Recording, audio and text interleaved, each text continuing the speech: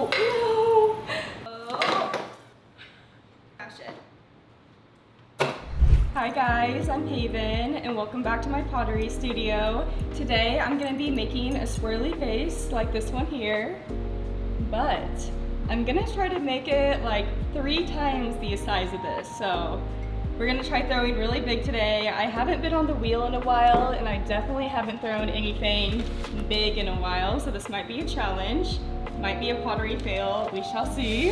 I have my clay here. This is a Laguna stoneware. I'm gonna wedge 3 balls of clay, and then when I'm on the wheel, I'm gonna combine them together. Since we are throwing large, I wanna do it in sections so that I don't have to use like all my muscles to get it centered on the wheel. This little guy off. This one's 4.4. We're at 4.6 pounds. That should be around 5 pounds here. About 4.8. I'm gonna call that one good. Let me get another big chunk of clay. This is not the most ideal scale. It's just like a human scale, I guess. That was 5.4. Gonna take a little clay off, and now we should have 3 5-pound blocks of clay. I'm gonna wrap this back up and throw it underneath my wedging table here. Also guys, do you like my wedging table? It's pink. First, I'm gonna take this block of clay and we're just gonna start slamming it down like this. This will get it into more of a round shape and it'll be easier to wedge compared to the blocks of clay. This is called slam wedging. Right. Next, I'm gonna start wedging. This is called spiral wedging. You'll see why in just a sec. And this clay is actually super stiff, so that makes it even harder. But you can start to see it's going into a spiral here. This gets rid of all the air bubbles in the clay, and it also kind of mixes it all together so that we don't have some parts of the clay that are super hard while other parts are more moist. We want to mix it together.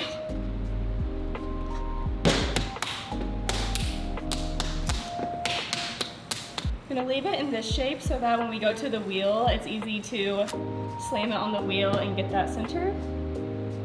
Our next block of clay.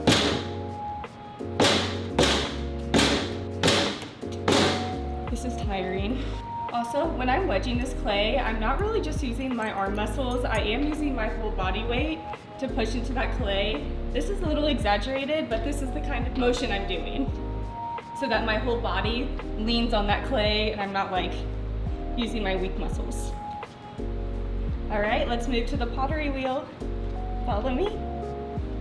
We're at the wheel. Again, we're trying to make this guy just 3 times as big. Actually, I think this is gonna be a lot bigger than 3 times, but let's start with our first block of clay here. First, I'm just gonna take a little bit of water and wipe off the wheel head here. Next, we're going to take our first ball of clay. I'm going to roll it around like this until we get this little cone shape here where it has that point. When we toss this clay onto the wheel, this point hits first and then it flattens out and we don't trap any air underneath the clay on the wheel head. Just roll it around and then I'm gonna slam it into the center. There's some circles right here where it tells me where the center is, and I'm gonna aim for this middle one.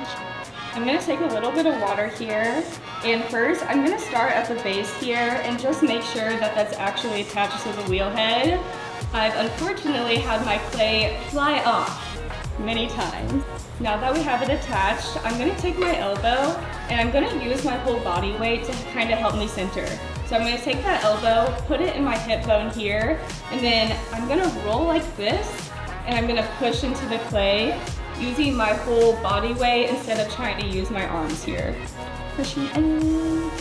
And whenever I feel that clay kind of catching my hands, I know I need to add a little bit more water.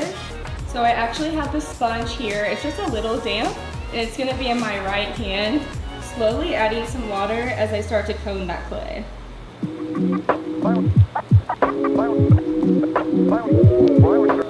coning the clay, we get rid of any air bubbles we might have left while we are wedging, and we also add a little bit of water to the clay. Since my clay is really stiff, I want to get some extra moisture in there before I start actually throwing. You might even be able to see some of these air bubbles pop here. I can feel a big air bubble towards the bottom, so I'm going to try to get that out. And when I'm pushing down on that clay, I'm turning it towards the side and going down. By turning it towards the side, it allows for those bubbles to actually pop.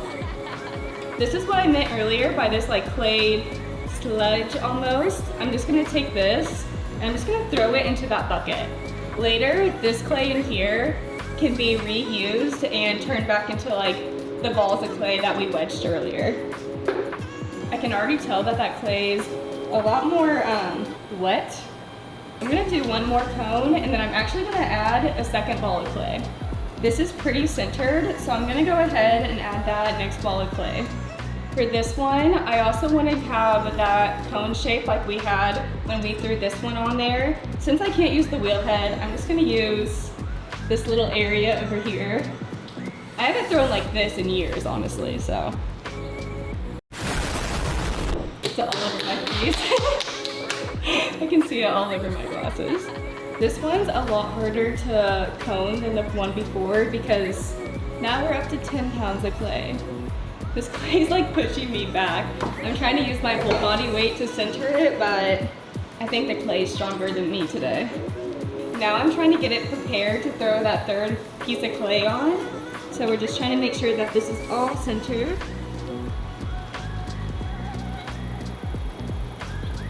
You can see some air bubbles right here popping. Fun fact, guys, whenever I'm done with this and actually fire it, it will be 20% smaller than what I'm gonna throw today. So even though it seems huge, it's not gonna seem nearly as big when I'm done. Oh no! Oh no. I might just take this part off and try to re-slam it down.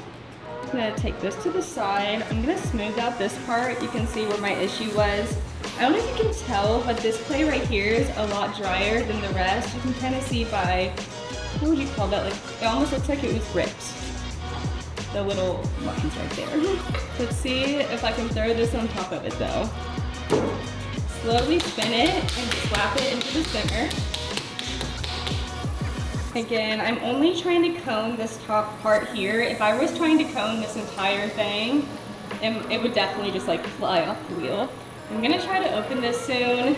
There might still be some air bubbles in here. Hopefully we can get rid of those when I'm actually pulling the walls. It's not the most ideal, but I also don't want to keep messing with this because I know if I keep trying to cone this, I will eventually like get it off center and be pretty upset with myself because it took me a long time to get it this center, so I'm really impressed that I even centered it this well. Next, I do want to get this a lot flatter before I actually start to open it. Flatten out this top here and push that clay down. Might even, we'll see. Alrighty. Wow, I'm really impressed, guys. Next, we're actually gonna try to open this. Add some water to the top, and I'm gonna be pushing my hands down into the center. So right now we can see that this is the center here. I'm gonna take my left hand with these 3 fingers, with my right hand and the sponge on top. And I'm gonna start pushing downwards. While I'm doing this, I'm gonna go back and forth from pushing down and recentering it. Just because this is such a large block of clay, if it gets off center, it'll be extra hard to recenter it later. You see my arms twitching trying to center this? This looks crazy. Right. I am going to leave a decent amount of clay at the bottom, so later on, if I do successfully throw this, I have some room to trim. Alright, now that I have it here, I'm going to start opening it. So now I'm pulling this clay back towards me. It is getting a little wobbly, so I am trying to recenter it at the same time.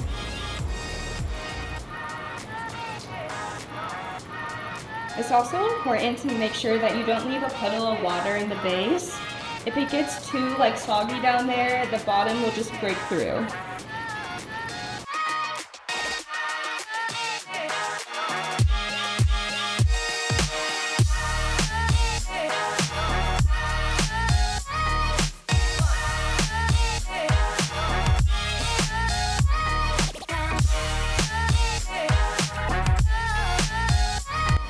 We're done with that first pull, and I'm going to compress that top. I'm going to take this slip of clay and then throw it in my bucket. And then I'm also going to take a dryer sponge and soak up that water that I got in there when I was pulling. You might be able to tell, but this also adds a tiny bit of height as well. You can tell that this clay's a little bit wobbly here. I'm going to grab my needle tool and just take off the top rim. I'm going to take the pointy part of this. I'm gonna slow this down a little bit. I'm gonna slowly just push this inwards, and eventually it's just gonna cut off the top rim. You see how it was a little wobbly a second ago? I think that's because there's an air bubble there. I'm gonna recenter this. Also, by cupping the clay like this, I'm also making it a little bit more narrow at the top. Again, I don't want that clay to flare out. That will make things difficult later on. See how much more narrow we got that top here by just doing that? And it also gave us a little bit of height.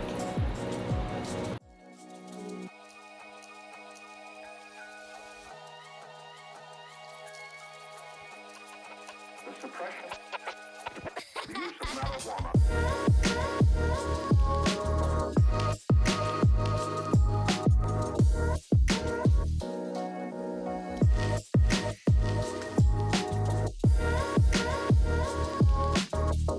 So now I have this clay tool, I have this rib tool kind of at an angle, angling outwards from the clay to give it the flare in the middle. You can see the base is starting to be a little smaller than the belly of the clay right here.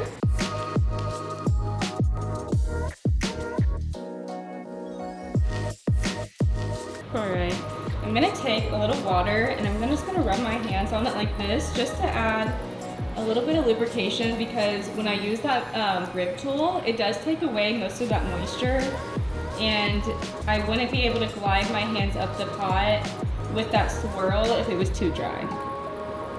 So I'm kind of making the face a little smaller, keeping that belly, and then coloring in the top. Right, this is the moment of truth, guys. Let's see if I can do the swirl.